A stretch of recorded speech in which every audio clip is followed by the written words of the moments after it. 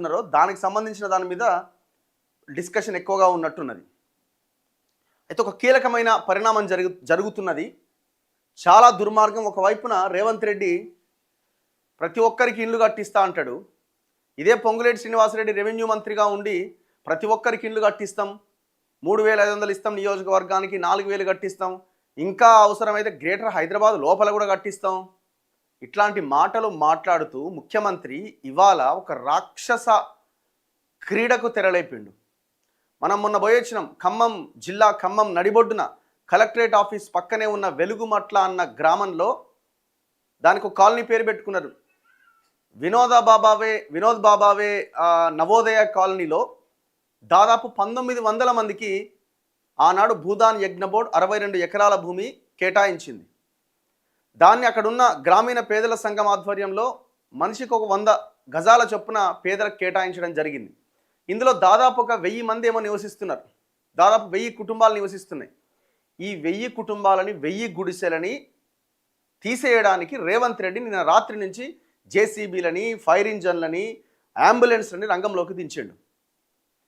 మనం వీడియో చేసి వచ్చిన తర్వాత కనీసం మన కదలికి వస్తుందేమో. ముగ్గురు మంత్రులు ఉన్నారు. సిగ్గు లేకుండా కొంచెమైనా మెదడులో ఏమన్నా జ్ఞానోదయం అవుతుందేమో అని మనం అక్కడికి వెళ్ళొస్తే ఇవాళ కూల్చడానికి రెడీ అవుతున్నారు. విజువల్స్ వచ్చినాయి. ఏడుస్తున్నారు పాపం వాళ్ళు. ఏం చేయాలనో అర్థం కావట్లేదు. మేము చావడానికైనా సిద్ధమే అంటున్నారు. ఇంట్లో పండుకున్న రేవంత్ రెడ్డి ఇంకా లేచిన వాళ్ళేవో లేదా? చూస్తున్నావా ఏం జరుగుతుందో ఖమ్మంలో?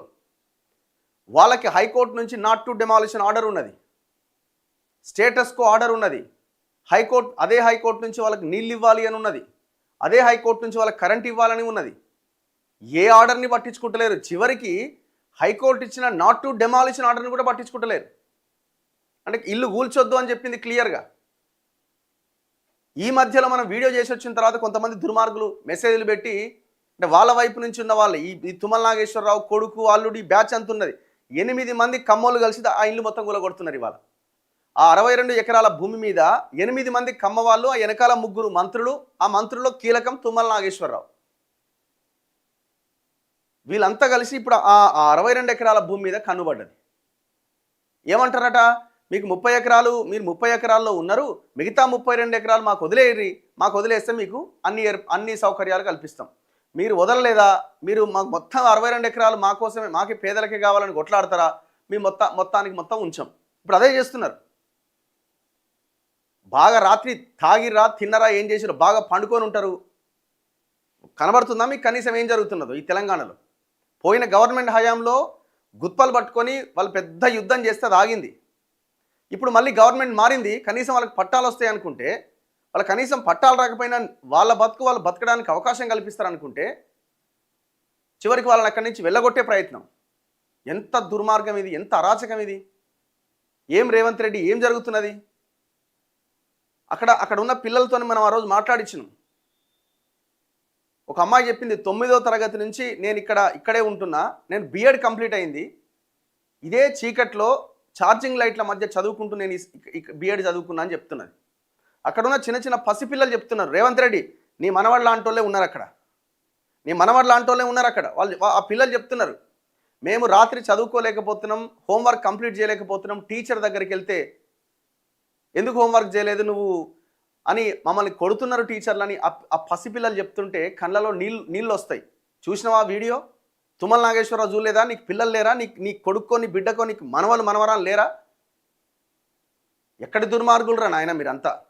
ఇప్పుడు ఏమంటున్నారట అక్కడ కలెక్టరు జేసీ, మాకు సీసీఎల్ఏ నుంచి ఆర్డర్ వచ్చింది. ఎవడు సీసీఎల్ఏ? ఎవడున్నాడు సీసీఎల్ఏలో? ఎవడు ఆర్డర్ ఇచ్చింది అది ఊడగొట్టమని? అది చాలా క్లియర్గా 1954 నుంచి ఇది భూదాన్ భూములే అని చాలా క్లియర్గా రికార్డ్స్ చెప్తున్నాయి. మరి ఆ భూదాన్ భూముల్లో ఉన్న పేదలని వాళ్ళు ఉండడానికి మీకేమి ఇబ్బంది? వీళ్ళకి వచ్చిన ఇబ్బంది ఏంటంటే కలెక్టరేట్ ఆఫీస్ పక్కనే ఉంది, ఎకరం 10 కోట్లు ఉంది, 62 ఎకరాలు లేపు పడేయాలా, ఎవడో ప్రైవేట్ వానికి ఇచ్చేయాలి. ఈ పేదలు, గీ కూలీలు చేసుకుంటోళ్ళు, గీ లేబర్లు, ఈ ఆటో కార్మికులు, ఇళ్లలో పని చేసుకుంటోళ్ళు, వీళ్ళ ఇక్కడ ఉండేది అన్నది వీళ్ళ ఆలోచన. ఈయనట ఈ రాష్ట్రాన్ని మారుస్తారట, ఈ రాష్ట్రాన్ని ఏడుకో తీసుకుపోతారట, ఈ రాష్ట్రంలో మార్పు తీసుకొస్తారట. ఏ పార్టీ వాడు మాట్లాడుతున్నాడు కమ్యూనిస్టులతో సహా. కమ్యూనిస్టులు కూడా ఇన్వాల్వ్ అయ్యారని ప్రజలు అంటున్నారు అక్కడ. ఏం చెప్పాలా? ఖమ్మం కమ్యూనిస్టుల కిల్లా కదా. మరి ఎక్కడ పోయినాయ్యా ఎర్ర జెండా పార్టీలు? సిపిఐ ఎక్కడ పోయింది? కున్నంనేని సాంబశివరావు గారు మీరు ఖమ్మం జిల్లా, తమ్మినేని వీరభద్రం గారు మీది ఖమ్మం జిల్లా, జాన్ వెస్లీ గారు ఈ మధ్య భూముల మీద అక్కడక్కడ పోయిర్రు. మరి ఈ ఇష్యూ ఏమైంది? సిపిఎం రాష్ట్ర కార్యదర్శి ఇంత అన్యాయమా? ఒక్కసారి ఆ విజువల్స్ చూడండి. మొత్తం అంబులెన్స్లు అసలు మామూలుగా లేదు. ఇగో అంబులెన్స్లు, పోలీస్ వెహికల్స్.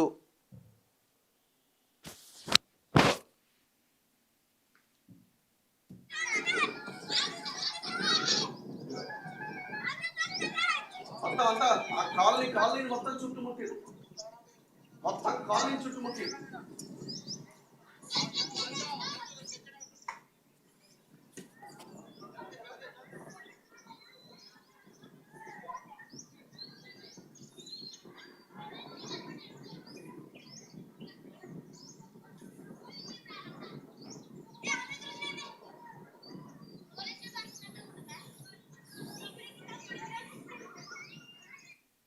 విజువల్స్ చూడండి. ఇగో అంబులెన్స్లు, వెహికల్స్ మొత్తం ఎక్కడికక్కడ. ఇది కలెక్టరేట్ ఆఫీస్. ఇది దాదాపు మొత్తం అక్కడ అంతా కూడా ఫారెస్ట్ ల్యాండే. మిగతాదంతా కూడా ఫారెస్ట్ ల్యాండే ఉంటుంది అక్కడ. ఏం అరాచకం ఇది? పొద్దున్నే రేవంత్ రెడ్డి కోర్టు ఆర్డర్ని కూడా ధిక్కరిస్తారా మీరు? కోర్టు ఆర్డర్ కూడా పనికిరాదా? మీరు మనుషులేనా అసలు? అన్నం తింటున్నారా పొద్దున్న లేచి? మున్సిపాలిటీలు, పోలీసులు, అంబులెన్స్, ఇంజన్లు, ఫైర్ ఇంజన్లు, జనాలు, మున్సిపాలిటీ సిబ్బంది మొత్తం వచ్చారు, పారిశుద్ధ్య కార్మికులు.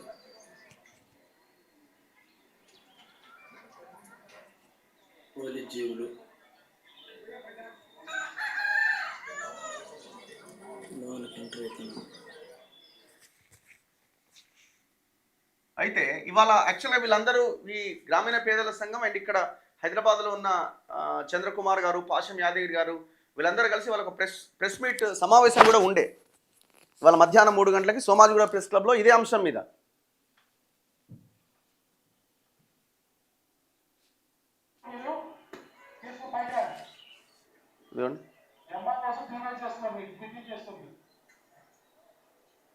మొత్తం ఎక్కడికక్కడ చుట్టుముట్టేసారు.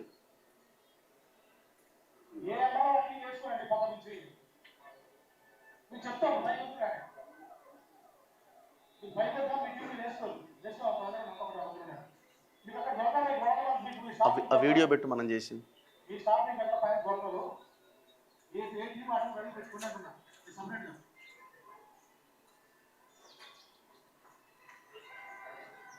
ఒకసారి లోకల్గా ఏం జరుగుతుందో తెలుసుకుందాం. వీళ్ళకున్న ఆర్డర్ కాపీ చూడండి. ఇట్లాంటి ఒక 5-6 ఆర్డర్స్ ఉన్నాయి కోర్టు నుంచి. హలో అండి ముత్తయ్య గారు, ఏం జరుగుతుందండి? మీరు లైవ్లో ఉన్నారు. ఏంటి అక్కడ సిచ్యువేషన్ ఏంటి?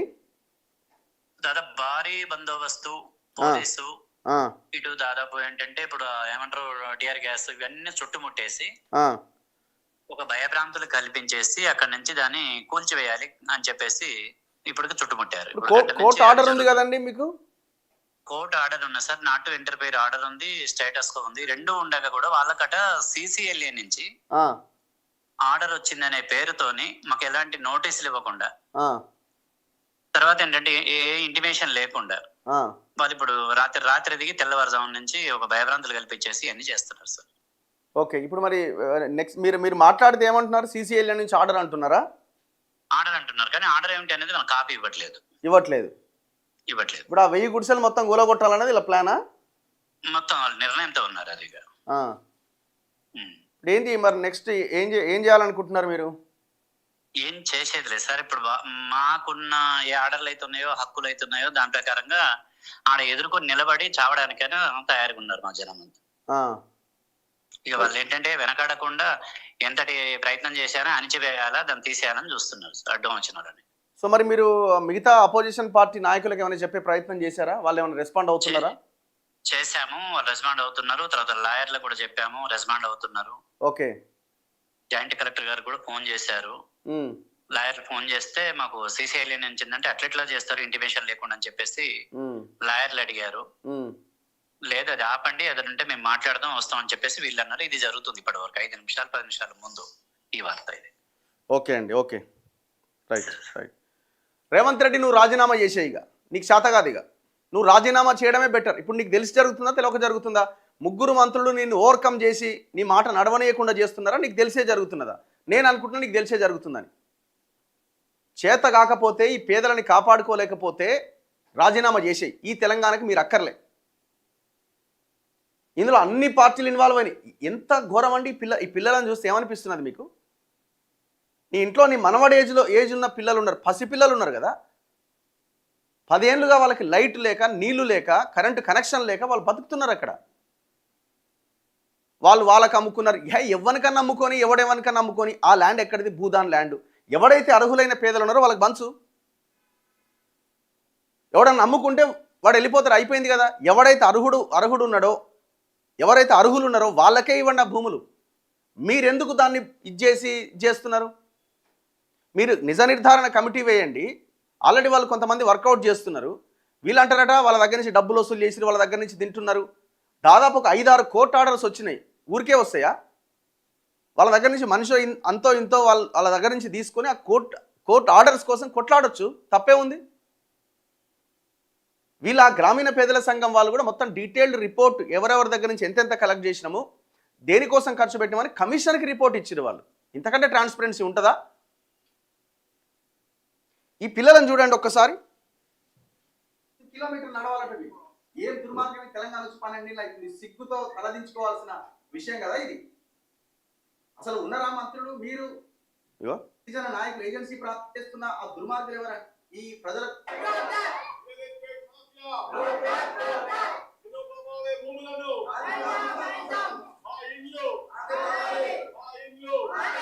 లైట్ బుగ్గలేదాడ ఏమన్నా ఒకటి 2 ఇళ్ళల్లో ఉంటే మొత్తం ఆ సోలార్ ఛార్జింగ్లు పెట్టుకొని ఉంటున్నారు.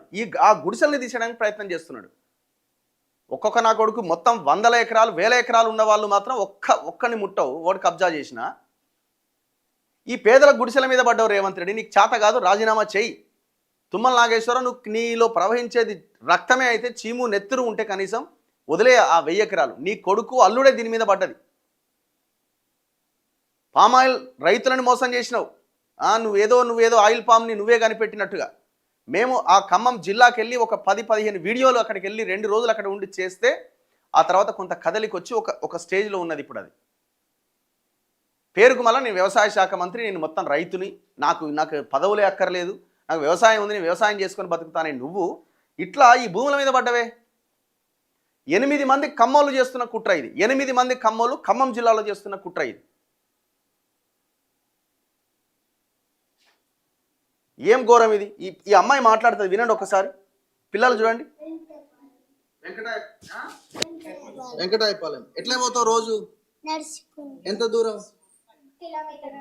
కిలోమీటర్ ఉంటుందా? ఓకే. ఇప్పుడు మీకు వాటర్, కరెంట్ ఇవన్నీ వస్తున్నాయా సరిగ్గా? రావట్లే.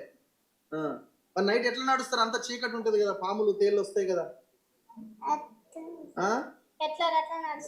ఎట్లా గట్లా నడుస్తారా? మీ డాడీ ఏం చేస్తాడు? Car driver. నువ్వు బాబు ఏం పేరు? యశ్వంత్. ఏ క్లాస్? First class. ఇంకా ఫస్ట్ క్లాస్ అయినా నువ్వు? చూడండి ఒకసారి పిల్లలు ఏం చెప్తారు. వాళ్ళ కొడుకులను పెట్టి వాళ్ళకి గమ్యశ్రీ. ఏ క్లాస్ పాప పుట్టిద్దా? అయ్యో, స్కూల్కి వెళ్తున్నారా మీరు? ఎక్కడ మీ స్కూలు? ఎట్లా చదువుకుంటారు ఇంట్లో రోజు? నడుచుకుంటూ వెళ్తాము, వచ్చే కల్లా పొద్దుపోయిద్ది. కరెంట్ లేదు, అయితే మేము వెళ్తానేమో టీచర్ కొట్టిద్ది. హోంవర్క్ చేయట్లేదని కొట్టిద్దా? అయ్యో, మరి దూకి సావంటారా నాయన. తెలంగాణ తెచ్చినామని ఓడు, తెలంగాణ ఇచ్చినామని ఒకడు, మా మద్దతుతోనే వచ్చిందని ఇంకొకడు, మేము భూ పోరాటాలు చేసినామని ఇంకొకడు, ప్రజల కోసమే బతుకుతున్నామని మాట్లాడే ఇంకొకడు. నీళ్ళేని బయలు దుంకి సావండి మీరంతా. 12 ఏళ్ళు తెలంగాణ వచ్చిన తర్వాత పిల్లలు మాట్లాడే మాటలు వినండి. ఎంత తెలివిగల పిల్లలు. మేము రాత్రి సాయంత్రం వచ్చేసరికి చీకటి అయిపోతుంది, లైట్ లేదు, చదువుకోవడానికి లేదు, మళ్ళీ తెల్లారి క్లాస్కి వెళ్తే టీచరు హోంవర్క్ ఎందుకు చేయట్లేదని అడుగుతున్నారు. మీ ఇంట్లో మీ పిల్లలు, మీ మనవాళ్ళు, మీ మనవరాళ్ళ ముఖాలు చూసి కొంచెం బుద్ధి తెచ్చుకోండి. సో ఈ పోరాటం జరుగుతుంది, జరగాల్సిన అవసరం ఉంది. ప్రతి ఒక్కరూ రెస్పాండ్ అవ్వండి దయచేసి. మీ సోషల్ మీడియా ఫేస్బుక్స్లో కానీ, ఇన్స్టాగ్రామ్లో కానీ అండ్ డిఫరెంట్ సోషల్ మీడియా ప్లాట్ఫామ్స్లో ఖమ్మం జిల్లా వెలుగుమట్ల భూదాన్ భూములని అర్హులైన పేదలకు ఇవ్వాలి అని దయచేసి పోస్టులు పెట్టండి, హ్యాష్ట్యాగ్ పెట్టండి, రిజైన్ రేవంత్ రెడ్డి రాజీనామా చేయమని హ్యాష్ట్యాగ్ పెట్టండి. కట్ చేసి